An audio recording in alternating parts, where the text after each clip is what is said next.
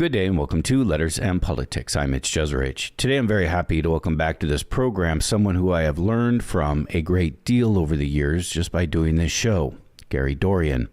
Dorrien is a leading scholar on the history of religion and social movements for justice, from the social gospel in Europe to the American Transcendentalist movement in the early part of this country's history to the Black social gospel movement of the 20th century. He has written countless books on these, but now he is out with a new book about his own life. It's in fact an intellectual biography. It is called Over from Union Road, My Christian Left Intellectual Life. Gary Dorrien, it is a great pleasure, sir, to welcome you back to this program. Thank you for taking the time. Oh, thanks, Mitch. It's so great to be with you. And I should also formally add that you're the Reinhold Niebuhr Professor of Social Ethics at Union Theological Seminary and Professor of Religion at Columbia University. Did you grow up in a religious home? We were nominally Catholic, so I got to the Catholic Mass just enough to be really caught by something, which is that image of the crucified Jesus overhanging the altar. I was a strange enough child with respect to this issue that though we were only nominally Catholic, my parents could not drag me past either of the Catholic churches in Midland. And of course, we lived outside Midland in this semi-rural area called Bay County. But when we get into town, I just insisted I had to go inside the church. I just love the aura of sacred mystery that was in Catholic churches. And so on Sundays when my parents couldn't get themselves to church, I would hitch a ride with Zapanskis next door. So I had a kind of mystical germ, which is what William James called it, early on, and even had kind of certain kind of reflective, kind of spiritual thoughts when I'm spending so much time by myself out in the backyard. In my growing up years. So there is a real sense in which I am yearning for more religion than I got. I got enough of it to be caught by certain things. And those were the things I just named until the Civil Rights Movement came along, and then that caught me in a very similar way. William James, you mentioned. This is early 1900s. He publishes and he writes the classic book, The Varieties of Religious Experience. Yes, in 1902. It's James had a kind of sympathetic ear for religious discourse. He also had his own mystical germ, as he called it.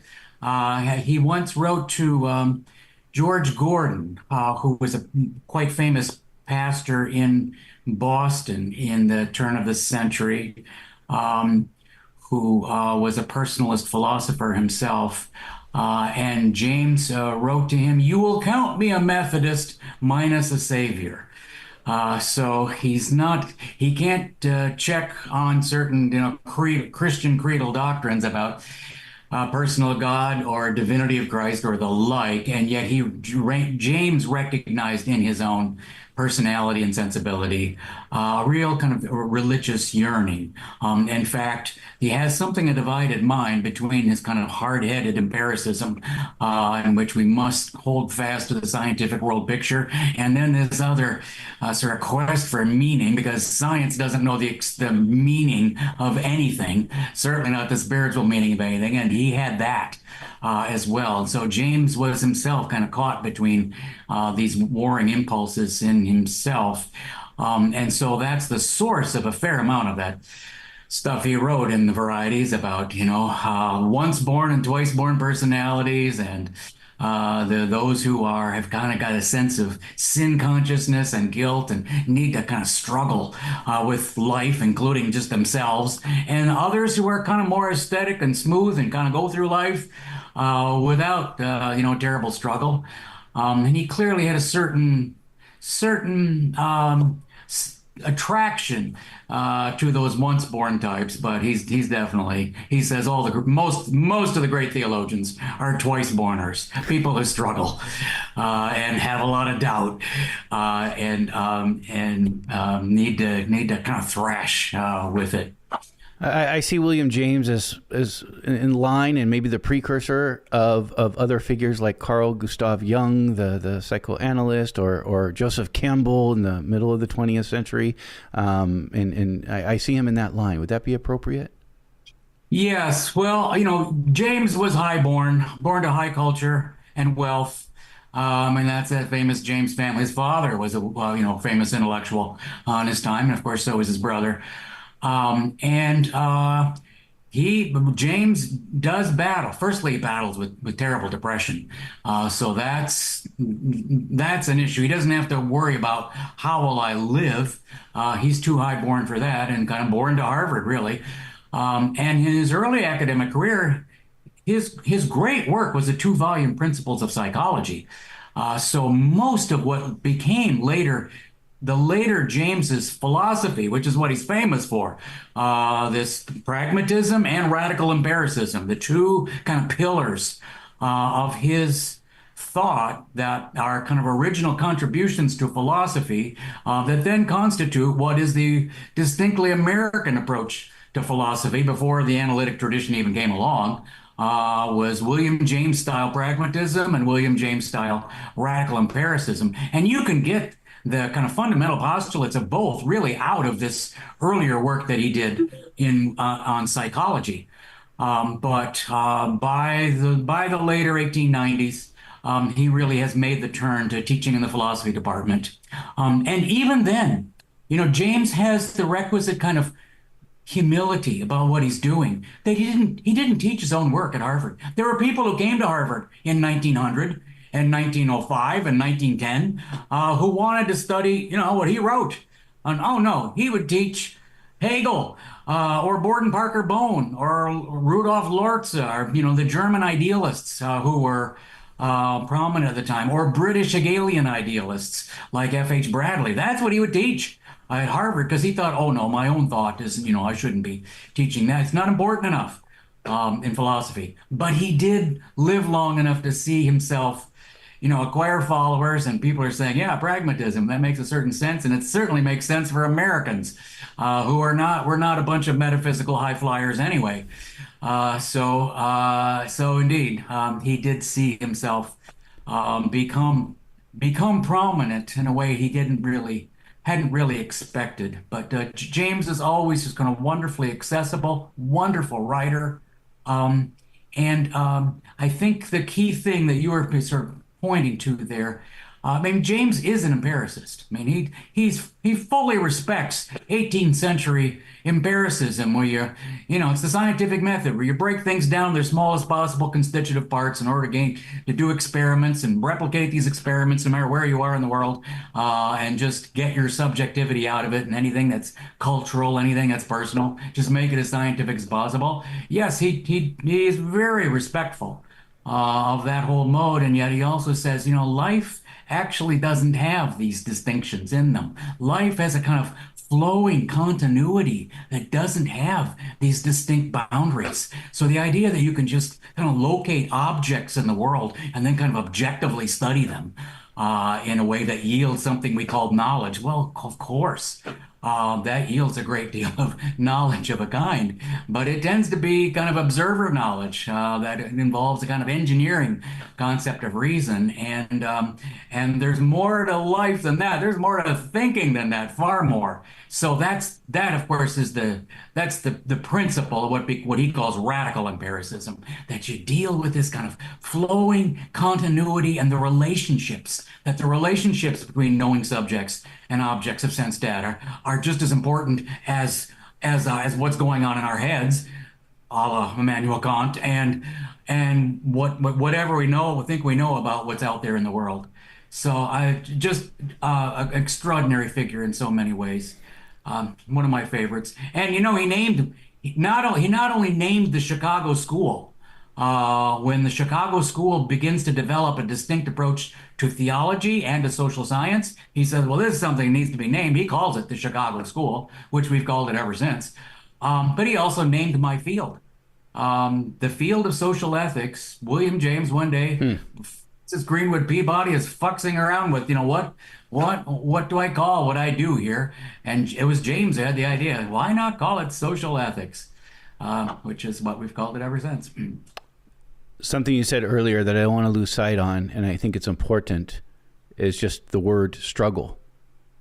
Yeah. You said all theologians seem to struggle.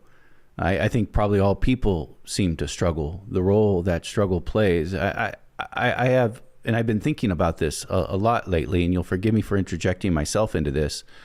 But I've been interested. I did not grow up in a religious background or home, and I'm not, and I mostly have always seen myself as atheist, but not the Richard Dawkins kind of atheist, not the anti-religion kind of person. I've actually even got a minor degree in the history of religion because I saw the importance in it and of these stories and the importance that stories have.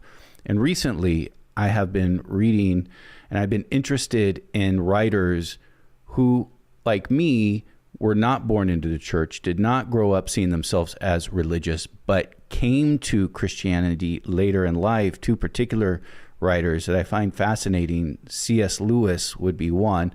Most people know the name of C.S. Lewis for his book Chronicles of Narnia, but in his time he was also really known as a Christian apologist or a defender. And then Leo Tolstoy, who I think wrote this very small book called Confessions, which I found to be a very profound book. And they tried to, and they intellectualize how they became Christians themselves later in life, and what seemed to combine them both was struggle, this idea of struggle. And it kind of led me to believe that, to me, it doesn't even matter if there's an objective external reality of God or divinity, whatever it may be, that's out there external of me. That's not even the point. That's not even what's important here. But the struggle is real. We've been given these brains and these cognitive capacities that make us reflect on things, and that we need some kind of a story to help us get through the struggle. Like, why do we have to struggle? Why must we struggle? Because if we just think as a combination of a bunch of atoms doing physical things, then what's the purpose in that? And I almost feel like, not that there's a God gene necessarily, but there's something about us that needs a story to give us meaning, because meaning ends up propelling us to get through whatever struggle we need to get through just to survive. Yeah. Yeah, that's wonderful. Tolstoy also wrote a book, a fabulous book called The Kingdom of God is Within You, in which he explicated, again, as in the Confessions book, his own kind of personal faith, what he got out of this Jesus story. That Jesus didn't preach, didn't have a system of doctrine, even including doctrines about himself. He preached the coming kingdom of God, which is in you and all around you, and has a telos. You're supposed to do good in the world. So there's a kind of moral religion that is the very religion of Jesus in Tolstoy's rendering. That was his own faith. And of course, Tolstoy gave himself more and more to that faith in his later life. His struggle was with himself, so he certainly had it. He was an example of what James called the twice-born type. Though, and I think it is the case, James was right about this, that most of the great theologians are in fact are struggling types, people like Augustine or Luther or Soren Kierkegaard, people who just struggle with everything and never live a doubt-free day. But I would say on behalf of those one, it's not like you have to be. I mean, Thomas Aquinas, James thought and was probably right. Thomas Aquinas was a once-born type who there's a kind of smoothness in him, a kind of unruffled, serene spirituality and sensibility, and highly intellectual. Of course, Thomas Aquinas lines up 7 secretaries. They're taking down the Summa after he said Mass, and while he's on his way to go teach the Bible, he dictates this massive Summa, which is just the model of scholasticism, and it's wonderful. I mean, you just open it anywhere, are plunged in the middle of some argument where he's looking at it from every angle. So I wouldn't say you have to be, a struggler who holds off their despair and is looking for meaning. But I think most theologians really are, and that's why then they communicate with people. People catch it, in their work. They say, "Oh, that's." Um, Being involved in this work doesn't and isn't about forcing yourself to believe something that's unbelievable. It's entering this journey with people who've been on it before you, and have some things to say that maybe can help you think about what you think. Because the struggle is real. Everybody does struggle. Yeah, yeah. I think I'd even say, if we're going to just even loop back to this for a moment, thinking about how you began that run there. Immanuel Kant has a section on what he calls the antinomies of reason near the end of the first critique. And his argument there, he lines out, the best arguments he can think of about for and against the existence of God, the existence of a soul, whether the world had a beginning, and whether we have any freedom. And he says, there is no proof here either way. People who think they can prove something haven't understood the first half of this book. That's kind of lined out the limits of reason within what he calls the bounds of sense. And then in this section, he's not trying to fool you about something or tilt the playing field by giving a stronger argument about this but a weaker argument about that. No, he's gone to the strongest arguments he can think of on both sides of it in order to show you by the time he's gotten to the end of that section that at the level of what he calls pure reason, you cannot prove or disprove the existence of God, or that the world had a beginning, or that there's a soul, or that we even have freedom. Kant says, and that's, of course, the clincher in a way to Kant. That's what's going to open up moral religion in the Critique of Practical Reason, is that Kant isn't even sure that he has any freedom, and he doesn't have any account for it. He doesn't understand why he thinks he has it. He just knows that he must, because he is impaled on the sheer force of the moral law within him.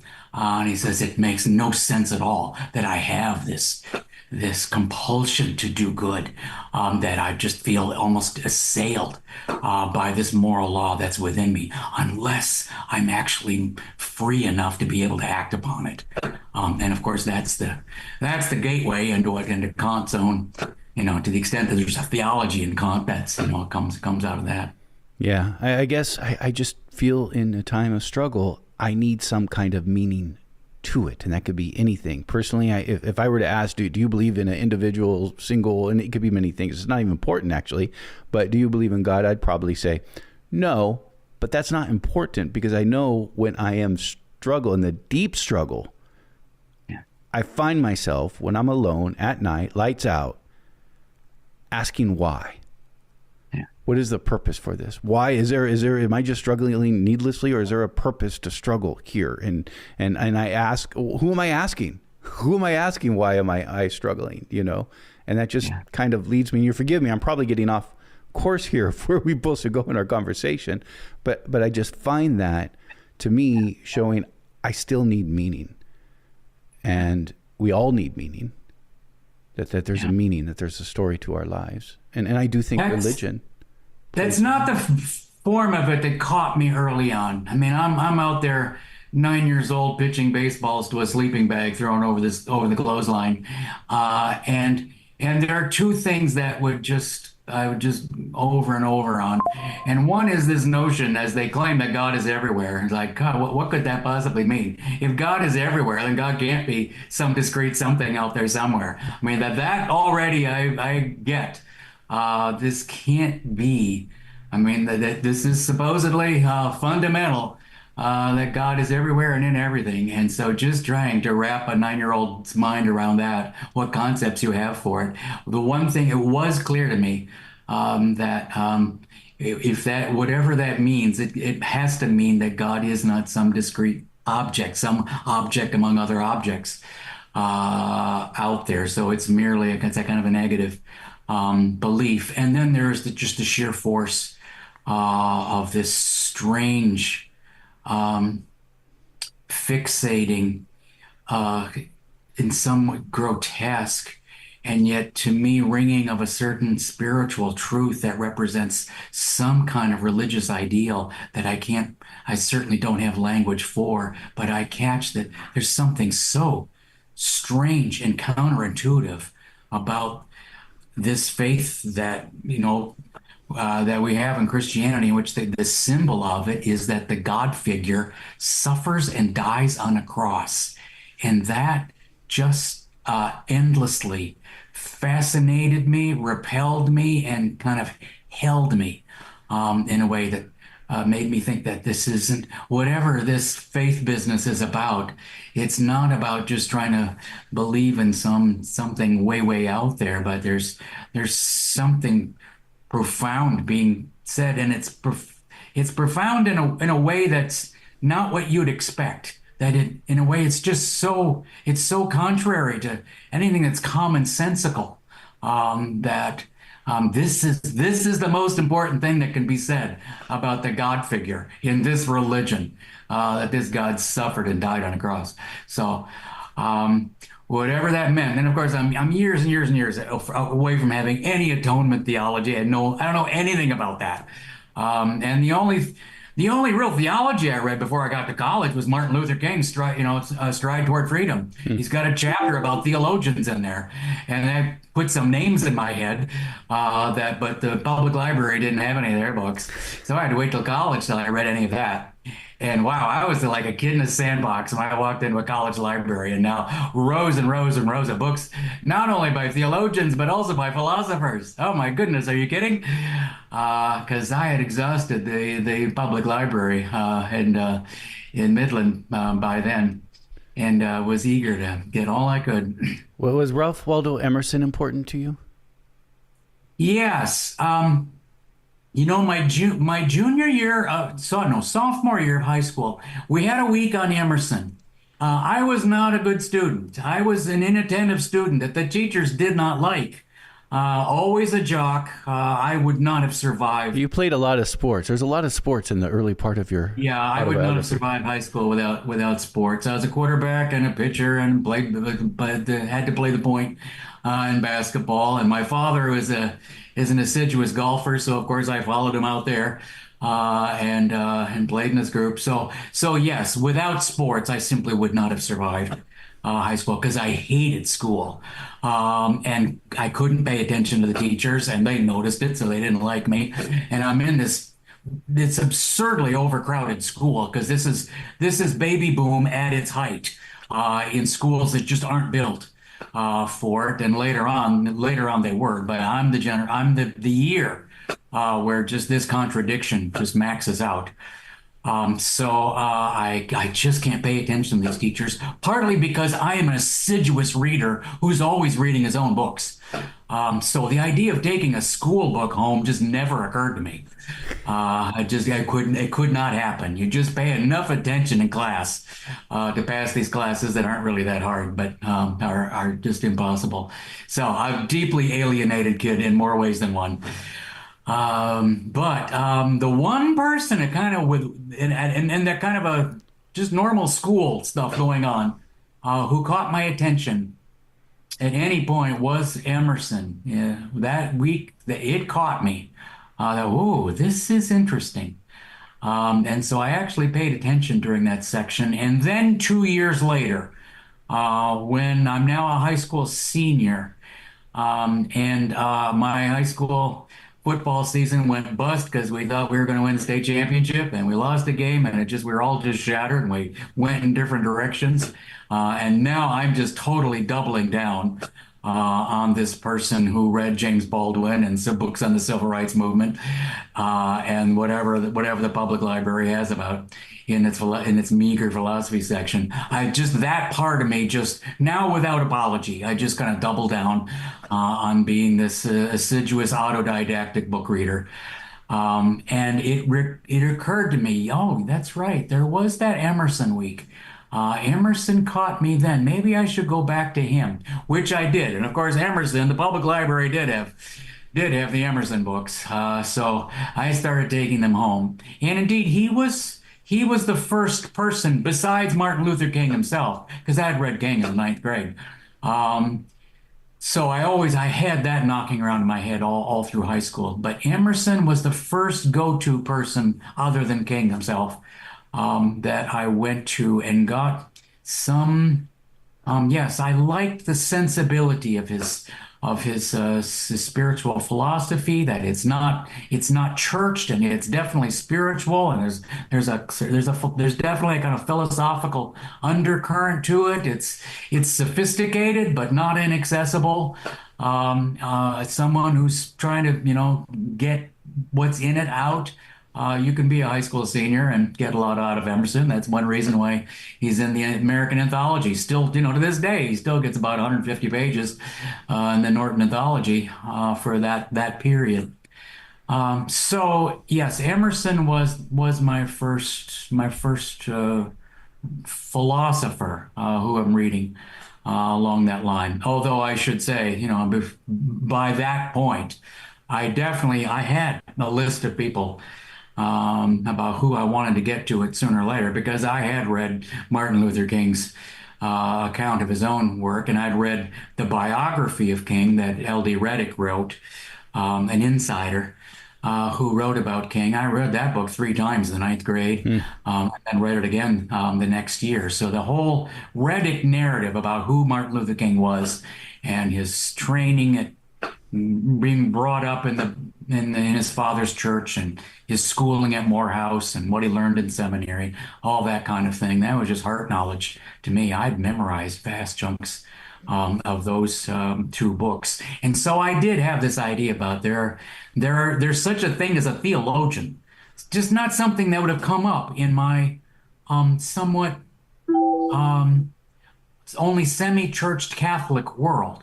That's not what Father de Russell talked about in these pedestrian sermons he gave at church. You just wouldn't hear about theologians. There's just not, in a pre-Vatican II church, there's just not even a concept of an individual theologian who writes creatively about religious things. Certainly not about interreligious dialogue or theories about the self or anything like that. That just didn't really exist. To grow up Catholic means you're a good person and you believe whatever the church teaches about doctrines and the like. Now, of course, there's a great shift occurred over that very thing once Vatican II occurs, which is during the time when I was in high school when that went on. So that caught up to me eventually as well. I did very assiduously read one Catholic theologian when I went to college, because I thought I've got to at least read one. And if I'm going to read one, well, better read the best one. So that was Karl Rahner. This is Letters on Politics, and we are in conversation with Gary Dorrien. He is the author of the book, Over from Union Road, My Christian Left Intellectual Life. I brought up Ralph Waldo Emerson, and just maybe broadly speaking of the Transcendentalist as well. This is sort of in the middle of the 19th century as an important religious move that has a religious element to it. These are Transcendentalists. My understanding, hard to explain it, but you can sort of see it as Transcendentalists believed that there is the spark in divinity in everyone, and even other species as well, all living things, that there is a spark of divinity. And that was sort of the driving force behind this movement that included others like Henry David Thoreau. And there's a line here that I think you mentioned Martin Luther King Jr. and the impact that he had on you. There's a line that you can draw from the Transcendentalists of the 19th century to Martin Luther King Jr. I mean, Henry David Thoreau wrote the essay on civil disobedience, would be one obvious one. But I think there's another important line here, and I try to stress this on the program that I do, is that the United States, America, has a deep leftist, quote unquote, leftist tradition that you can see sort of maybe here at the beginning with the Transcendentalists, and maybe before then too, but I'm really thinking of the Transcendentalists going all the way up to our modern time, including to MLK, who's not modern anymore, but more modern, obviously.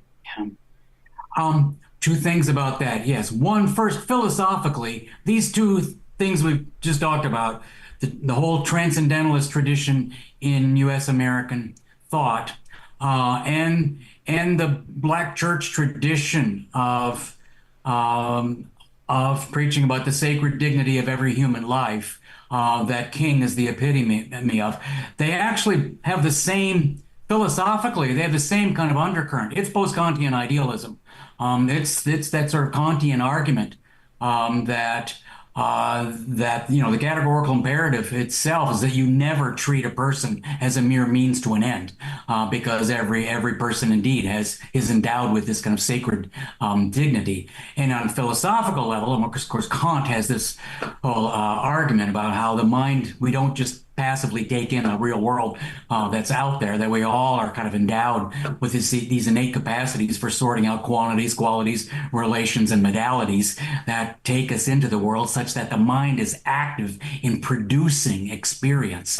And so there's a way by which you can kind of religiously name the world that comes out of Kantian philosophy that the whole transcendentalist tradition has, and so does Martin Luther King, thinking, well, that's what I heard in the black church. And so that's why King went to Boston University, because he knew that that's what they teach at Boston University. It's that post-Kantian tradition of personalist philosophy, which has strong affinities with the transcendentalist tradition. The transcendentalists, people like William Ellery Channing and Emerson himself and others, Theodore Parker, certainly Parker thought of himself as being a good Kantian. There are issues here with how to read Kant that makes him actually, he's more of a post-Kantian, because he is in fact spiritualizing Kant's categories of understanding. Parker did not understand Kant himself quite as well as he thought. But this is a tremendous tradition, not just in this country, but also in Europe, of sort of taking Kant in a direction in which Emerson makes great sense. And the interlocutor of that, the person who helped mediates those two things, is Samuel Taylor Coleridge. Because when Emerson read Coleridge, that's what set him free. He's preaching Unitarian sermons, kind of grinding his teeth, because he really doesn't believe in proofs for God's existence, and the amount of Christian doctrine that he's still got needs to preaching in a Boston Unitarian pulpit, Second Church in Boston in the late 1820s. But when he goes back and reads Coleridge, he, like several of all these other transcendentalists, Margaret Fuller was another one, Parker was certainly one, they felt that Coleridge was the person who mediated this whole Kantian tradition of personalism to them, partly because, of course, Coleridge wrote in English, and he's the one mediating this German-speaking tradition to English-speaking people. Parker read German, but hardly any of these other, Fuller did, but hardly any of these other American transcendentalists spoke German, could read it. So they're getting it kind of secondhand through Coleridge. But as Margaret Fuller said, to the uninitiated, Coleridge is nothing. To the initiated, he is everything. He's the prophet of self-liberating, self-authenticating spirit. And so there's definitely a kind of spiritual sensibility, that undercurrent within this transcendentalist movement. That's a philosophical literary movement. And then to some degree, it's also a movement underwriting a fair amount of, as you're suggesting, political radicalism, radical democracy. Although there, it's very much a mixed bag, as to how far you go with that. And Emerson himself is a kind of exemplar of that. Emerson did support certain radical democratic causes, but he's not one to kind of show up for meetings or being an organizer. He's got a kind of effete, to himself kind of sensibility. He holds himself apart from people, and he gets a little nervous when he's around kind of movement organizer types. And it did cut short his advocacy on the treatment of Native Americans in this country. He definitely had a conscience about it, and yet he didn't do much with it. And in fact, none of them did, because there's a kind of wall that they hit in terms of what you actually do with all these what Emerson called our beautiful sentiments about sacred dignity and democracy, and how that this country needs to become a democracy. We've got democratic ideas, but we're just struggling to create an actual democracy, just as we're struggling even to create a culture. Since, of course, that's the great theme of the Emersonian essay, is that we don't even have a culture. We certainly don't have an intellectual culture. It's just secondhand from England, and we need to create one. And he's the great avatar of that. For you, how does social justice and religious experience come together? Well, I teach in a field, social ethics, that got its beginnings right here. These are founding generation of the social gospel, but they're academics. People like Francis Greenwood Peabody and Graham Taylor, and so they're Peabody was a Unitarian minister, and Taylor was a Congregationalist minister, and others like them in their circle. And they as full kind of social gospel preachers, that is, social gospel teaching that the church needs to be involved in struggles for social justice, that we're simply not being true to the teaching of Jesus, to what Christianity is at its best, if there are movements for reform movements for justice out there, the church needs to be involved in them, supporting them. Otherwise, it's simply betraying its own faith, its own, yes, kingdom-based faith. Thy kingdom come, thy will be done on earth as in heaven. A lot of these people, they grew up evangelical, where they just hear that as a message to heaven, where Jesus is talking about getting yourself to heaven. And then this social gospel movement comes along and says, no, that's not what it's about. I mean, that might be a dimension of it, but what it's about is the kingdom being built in our time, in the world.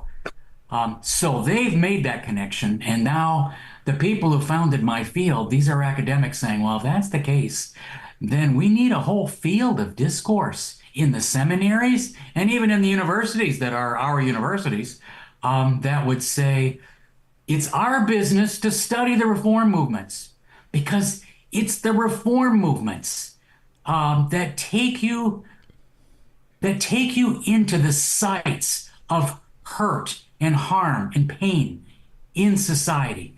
They're already showing where they are. And so we need to study those and be involved in them. And if we did that, well, that would be work for a whole new field. I mean, you don't do that if you're just studying the Bible or church history or sociology or the like. Although that last example was telling, because my people who founded social ethics thought that this new field of sociology and the new field of social ethics need to be very tightly bound together in order to create a better society, in order to have for the academy to actually be involved in supporting social justice movements that make this country more liberal and more democratic than it was. And of course, the historic name that comes from putting those two things together, liberalism, where everybody has rights that can't be infringed by the government, and democracy, where the majority gets to say what goes down, is if you try to pull those things together, the best parts of those two things, you put them together, that's progressivism. That's exactly what defined the progressive era. And the social gospel founders who founded the field that I teach, they are progressives to the core. Now it's just a question of how radical are you? Are you an outright socialist, or do you think that, no, we can reform capitalism, that will be enough? And are there mix and matches of that? If you're for cooperatives, as virtually all of them are you already some kind of a socialist? Are you going to say it, or are you going to say, no, we're not socialist, because that scares people? So lots of talk about that in the founding of my field in 1890s, early 1900s. And King inherited all this. When Dr. King went to seminary, this is what he read about.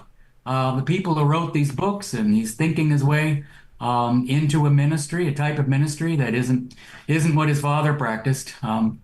But his father does have a kind of a social conception of ministry. It just isn't quite this full-blown social gospel that I just described, because that feels like a bridge too far. Did Martin Luther King? He's a doctor. He's Dr. Martin Luther King. He has a PhD. Is his PhD in the same field? The same field that your field is in ethics? Well, actually, King's doctorate is in theology. I mean, theology and social ethics are intertwined. Here, here at Union, where I teach, they're actually part of the very same field. Um, but where when he went to Crozier Seminary, after he went to, he was young at Morehouse, 14 years old already at Morehouse. So he was young coming out of college, then straight to Crozier Seminary, which is in Chester, Pennsylvania, and then to Boston University. And that's not coincidental, because he knows that Boston University is the place where people who know all about this personalist post-Kantian thing I was talking about a little while ago, that's where they go. Not only that, fully half, little more than half of all the African Americans who got PhDs in religious studies in that generation, they got them at one place, Boston University. So it's just known for being the place that if you're somebody like Martin Luther King, you go to BU to do your graduate work, which he did. Now, he started in philosophy. He's got a pure kind of philosophical version of that post-Kantian argument that I was just saying. Well, and his teacher was going to be was Edgar Sheffield Brightman, probably the greatest personalist philosopher this country ever produced. Taught long career at BU, and that was his teacher when he went to BU, and studied from her for a year, and then the beginning of the next year. But then Brightman fell ill and died, and so then King had to move to the School of Theology at BU, because he's lost his philosophical mentor at the Graduate School of Arts and Sciences. And so he finished his degree in the School of Theology, and so he wrote his doctoral dissertation on the personality of God. And he's steering between two theologies that have a God concept, but not a personal God concept. Henry Nelson Wyman, on one hand, that's the Chicago school, very naturalistic version of theology, a kind of theological behaviorism that's very social scientific. And Paul Tillich on the other side, a great philosophical theologian, but who's not nearly personal enough, doesn't have enough of a emphasis on personal self, personal dignity, or the personality of God that King very much needs. I mean, he knows you don't want to get all your religion educated out of you when you go to school, such that you'd just be useless in the black church context preaching when you leave. He needed God. He needed God to have a personality. Indeed, that a divine reality that has self-consciousness and self-direction. This is what he writes his dissertation about. Kind of steers a path between these two theologies, these two impersonalist theologies that he respects.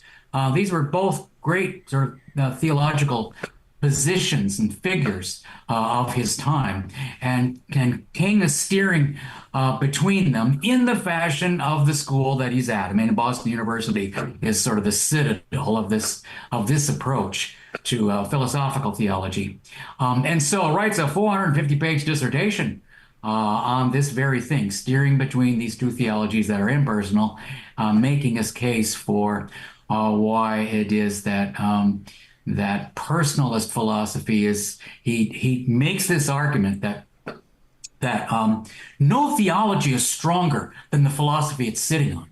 Or to put it differently, that every theology has some kind of philosophy, some kind of philosophical worldview underneath it, some kind of epistemology, some kind of ontology, some kind of argument about some assumption about whether we're free or not, the relation of freedom to determinism, and so on. So the question for Protestant theology is to find the best philosophical system you can to be the undergirding of this. You want a strong theology, not a weak one. And so King goes to the school that can provide that for him. And that's what he says in his chapter called Pilgrimage to Nonviolence. In his chapter, and that chapter of Stride Toward Freedom. He says, I went to the place who could provide that for me, and it has been my foundation, my undergirding ever since. This belief in a personal God who is that kind of source and strength. So King preached out of that barrel of sermons that he developed in his 1 year of ministry for the rest of his career. Of course, he was a minister his whole career, but he had just 1 year of every week preaching uh, at a Southern Baptist church in Montgomery before the movement just came along and swept him away. It gave him meaning. Oh, definitely. I'm fixated on meaning, as you know. I'm fixated on this idea of meaning, of finding meaning. And he had to make a decision about how serious it was for him. I mean, it's not just something he grew up in because his father was a pastor, or that then he studied in seminary, or then even that he's got a PhD in it, so now he's going to teach it. Because he always had this idea that I'll be a pastor, but I'll do some teaching on the side.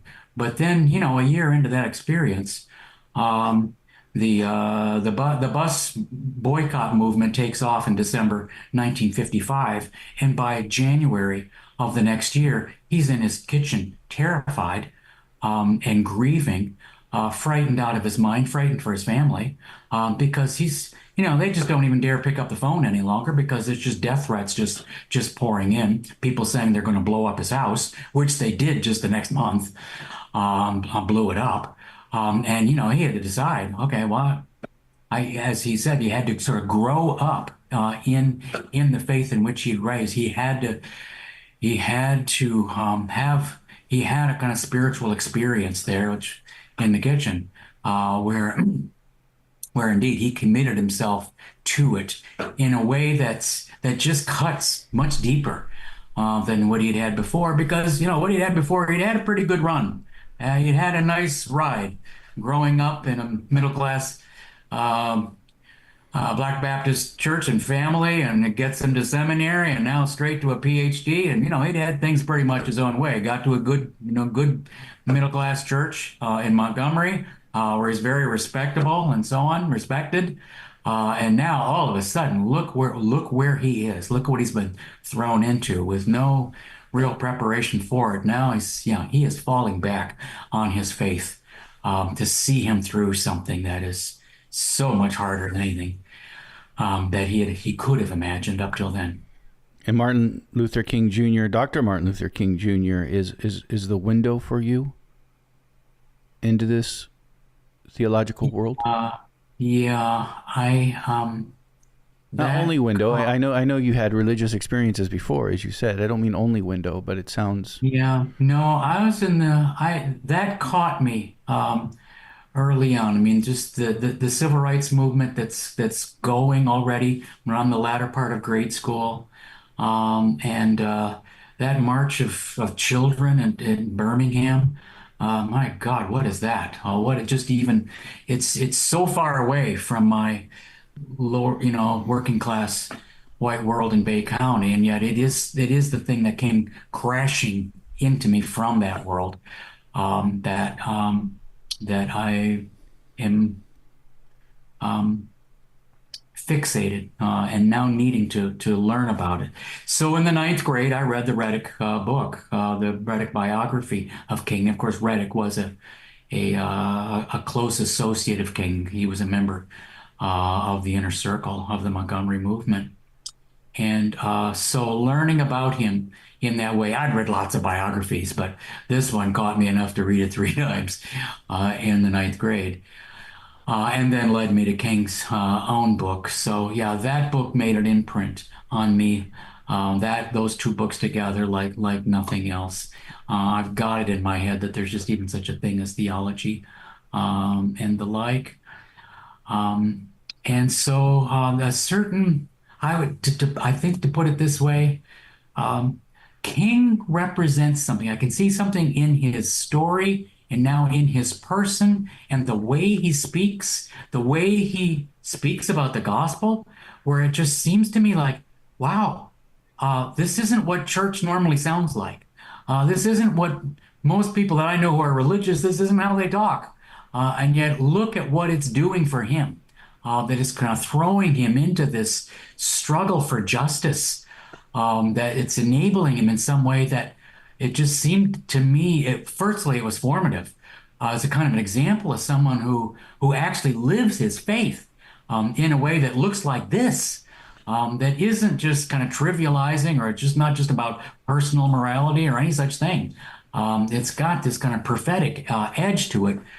So if that's my model of what the real thing looks like, now I'm just looking for more examples of it later on. So I did become I assiduously read all the books I could about the civil rights movement while I was in high school, and then of course, then he was killed during that period, and so then he became not just this exemplar of a certain way of living the faith, and not just even a social justice political figure, but he became, once he's cut down, he's a Jesus figure. I mean, he is a Jesus figure who died for us.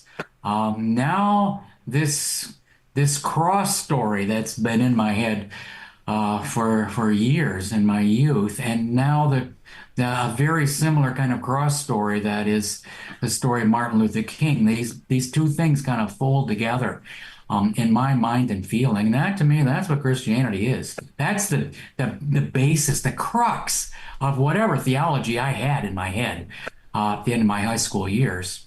But it has been ever since, despite all the other theologies and philosophies I've crammed my head with since then. There's something that took me into it that has been my crux all along. And then a couple of years into college, I read a fabulous book called Christianity and the Social Crisis by Walter Rauschenbusch, and now I'm seeing it again. Someone else who gets this social justice faith out of the Bible and speaks it in a way that's just brilliant. And it's politically radical, and it's democratic socialist, and it's biblical. And it's here again, I'm having this experience that I had previously with King, which is that, wow, this is what Christianity should sound like. And how come it doesn't? How come most of the time it doesn't sound anything like this? But then in that book, Rauschenbusch had whole chapters about that problem, about what happened to Christianity along the way, such that it doesn't speak its own kingdom language. It's not radical. It ends up being reactionary in all kinds of ways. And so Rauschenbusch was a kind of guide to me into something that is the kind of study of the history of religion and history of politics and all of it. Rauschenbusch is someone we've talked to. Rauschenbusch is someone we've talked about before in past interviews, but just quickly, tell me again who was he is Rauschenbusch? The great figure of what I call the white social gospel. That he is the greatest in some ways. He's a very radical figure in the social gospel movement of the 1890s to the end of the First World War and then beyond. But he died in 1918, and he wrote these just electrifying books there's just no question in historic terms, in theological terms, in social ethical terms, by any measure, by any angle. He is the great figure of that whole social gospel movement, which said that the church is simply betraying the gospel if it's not involved in struggles for social justice. And he was also, this is one of the anomalies or peculiarities about the social gospel. The most famous figures from that whole movement tend to be the more radical figures. So people who kind of wear the democratic socialist name, and without it, it's not state socialism. Usually it isn't. Most of them know enough about the history of democratic socialism itself to know that the real thing is it's cooperatives, it's guild networks, it's worker self-determination at the guild level or the firm level. That's what we need. We need our workers to be able to have democratic self-determination over the factories in which they work, the where they are. So most of them are, are that kind of, that's how they fit into a certain, a democratic socialist narrative. And so there are debates about that. Church people are like, that's a little scary. We don't need to bring socialism into this. It's just too hard of a thing to sell people on in this bastion of capitalism in the U.S. So that's very much an issue between the more radical wing and the more liberal reformist mainstream progressive wing of the social gospel. But both of them speak a language of economic democracy. Both of them have this argument about, the teaching about the kingdom of God. That is the key to Christianity. And it's we get What does that so mean? What does that mean? The kingdom of God is the key. What does that mean? yeah, yeah. They all have this story because they grew up evangelical, and they heard this preaching about the kingdom. Even it's even in the Lord's Prayer. Thy kingdom come, thy will be done on earth. And they all just thought of it as, oh, that's about getting yourself to heaven, being saved for heaven, because they grew up evangelical and that's what they were told. And so then they all have this story about once they, as they would say, got social ideas or were converted to social justice, or for many of them, where the social gospel came from. It's people like Washington Gladden confronting an emerging trade union movement. And this emerging trade union movement of the 1880s and 1890s in the U.S. is saying to them, that is to these Protestant church leaders, we know you're the enemy. And you're not with us. And it hurts their feelings. No, we want to be for the workers. And they say, no, we know where you are. We know who pays your salary. And when it gets hard, you're never going to be on our side, because the church never is. The church kids itself about this, that it thinks it's neutral, or thinks it's a kind of arbiter between labor and capital. But this is life or death for us, and we have to know who's on our side, and that doesn't include you. Well, that hurt the feelings of people like Washington Gladden and Richard Ely and Walter Rauschenbusch when they heard it. And they resolved to do something about it, which is quite remarkable in a way, because these unionists were right. The people paying the salaries of these Protestant ministers are, it's the capitalist class. And so it is a hell of a thing to found a social gospel movement that's saying, actually, we've had the wrong questions. We have not actually applied the gospel in the way that it really is, the way we should. And we need to do something about that. That is as strong a cause, an impulsion to create the social gospel as anything else, just a response to an emerging trade unionism. Now, I hasten to add, of course, that's always